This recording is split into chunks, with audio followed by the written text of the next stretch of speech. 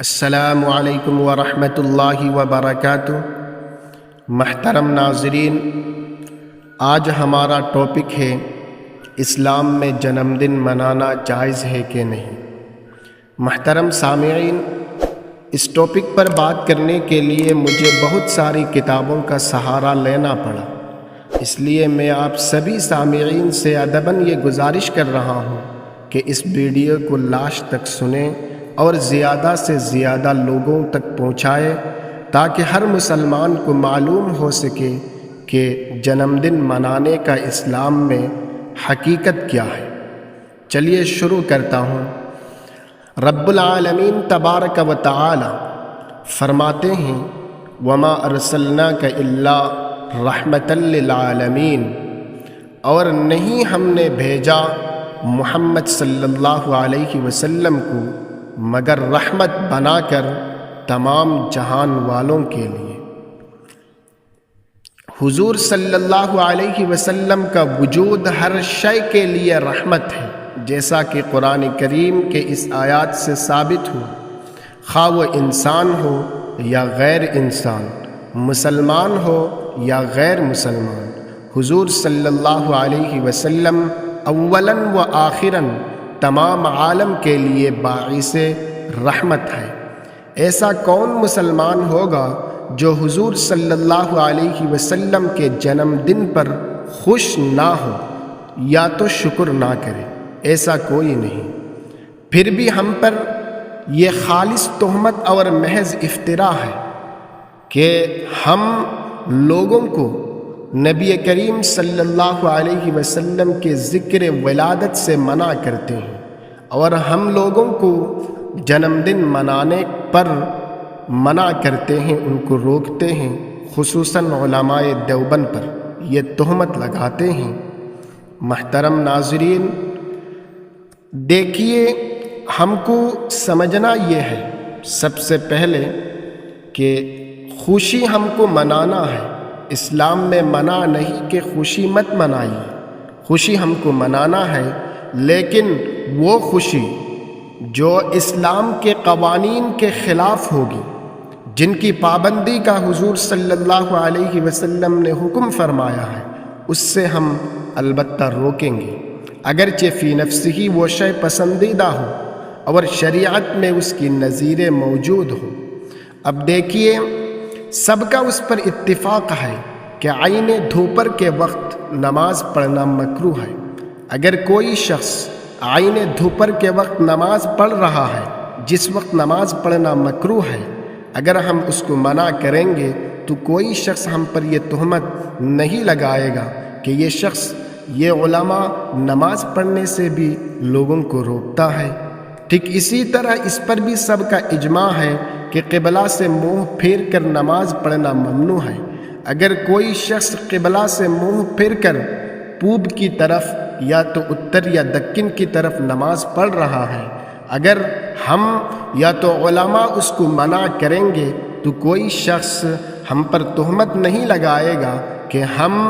اس کو نماز پڑھنے سے منع کر رہے ہیں۔ ٹھیک اسی طرح عید الفطر اور عید الاضحیٰ میں روزہ رکھنا حرام ہے۔ روزہ رکھنا یہ بہت بڑی عبادت ہے، لیکن عید الفطر اور عید الاضحیٰ میں روزہ رکھنا حرام ہے۔ اگر کوئی شخص عید الفطر اور عید الاضحیٰ میں روزہ رکھ رہا ہے اور ہم اس کو منع کر رہے ہیں کہ عید الفطر اور عید الاضحیٰ میں روزہ مت رکھیے، حرام ہے، تو کوئی شخص ہم پر یہ تہمت نہیں لگائے گا کہ ہم لوگوں کو روزہ رکھنے سے منع کرتے ہیں۔ ٹھیک اسی طرح پوری امت کا یہ اتفاق ہے کہ حج کا محل اور جگہ مکہ مکرمہ ہے۔ اگر کوئی شخص حج انڈیا میں بمبئی یا تو کسی اور جگہ میں حج ادا کر رہا ہے اور ہم اس شخص کو منع کر رہے ہیں کہ بمبئی حج کا محل نہیں ہے، حج کا محل مکہ مکرمہ ہے، وہاں جا کے حج ادا کریے، تو کوئی شخص ہم پر یہ تہمت نہیں لگائے گا کہ یہ شخص حج اتنی بڑی عبادت ہے، اس سے لوگوں کو روک رہا ہے۔ کوئی بھی ہم پر یہ تہمت نہیں لگائے گا۔ اگر کوئی شخص مثال کے طور پر نماز ایک دینی نعمت ہے، اس پر اگر کوئی شخص خوش ہو کر 4 رکعت کے بجائے 5 رکعت پڑھ لے، 4 رکعت نماز فرض ہے، یا تو 2 رکعت یا تو 3 رکعت۔ مثال کے طور پر مان لو کہ 4 رکعت ظہر کے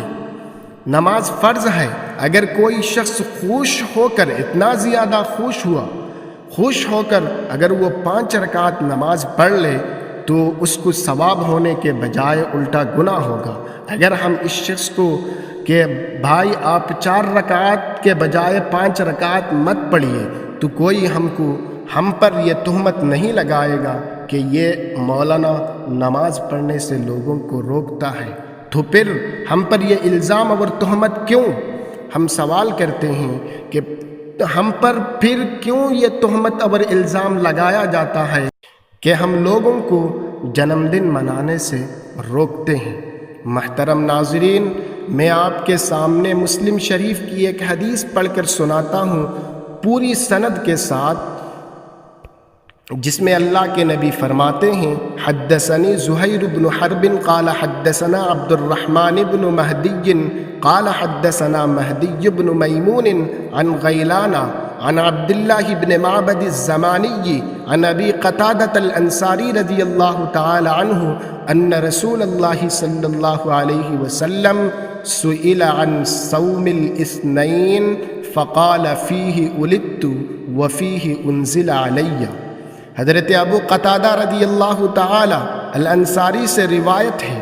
کہ رسول اللہ صلی اللہ علیہ وسلم سے سوموار کے دن کے روزے کے بارے میں اللہ کے نبی سے پوچھا گیا، تو آپ صلی اللہ علیہ وسلم نے فرمایا: اسی دن میں مجھے پیدا کیا گیا، یعنی یہی دن میرا جنم دن ہے، اور اسی دن میں مجھ پر وحی نازل کی گئی، یعنی سب سے پہلی بار قرآن کریم مجھ پر یہی دن تھا، اسی دن میں نازل ہوا۔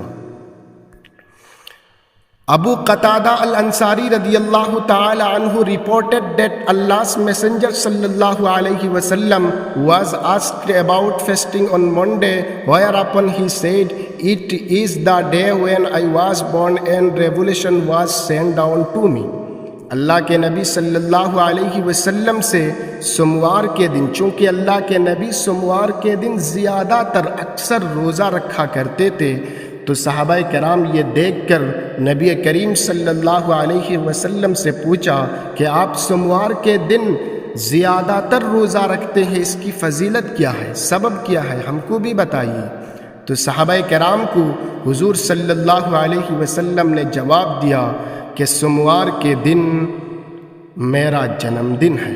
اس لیے میں شکرانہ کے طور پر روزہ رکھتا ہوں۔ دیکھیے محترم ناظرین و سامعین،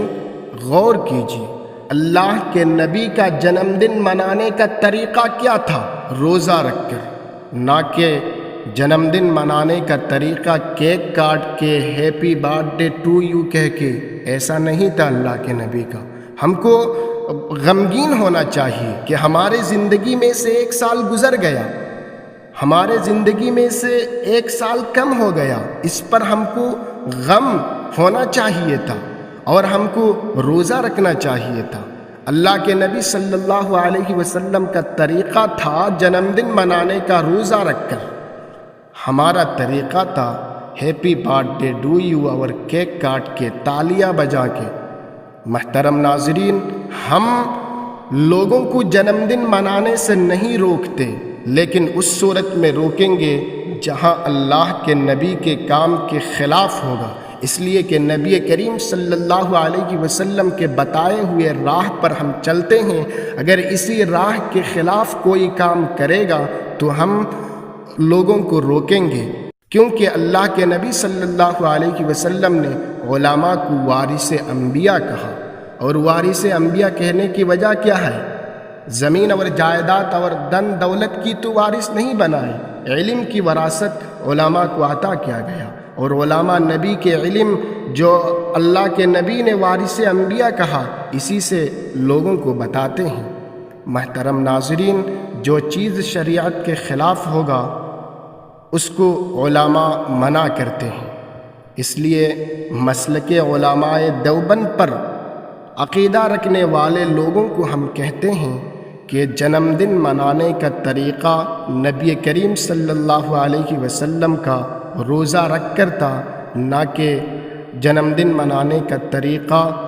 نبی کریم صلی اللہ علیہ وسلم کا کیک کاٹ کر happy birthday to you یہ کہہ کر نہیں تھا۔ اس لیے ہم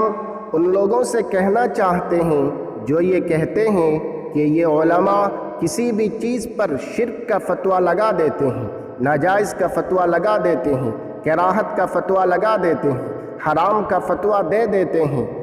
میرے عزیز بھائیوں اور بہنوں، ہم نہیں لگاتے، آپ خود ہی دیکھ لیجئے نبی کا جنم دن منانے کا طریقہ کیا تھا اور ہم کیسے کر رہے ہیں، آپ خود ہی فیصلہ کر لیجئے۔ بس فی الحال اتنا ہی، ملتے ہیں اگلے ویڈیو میں، تب تک کے لیے السلام علیکم۔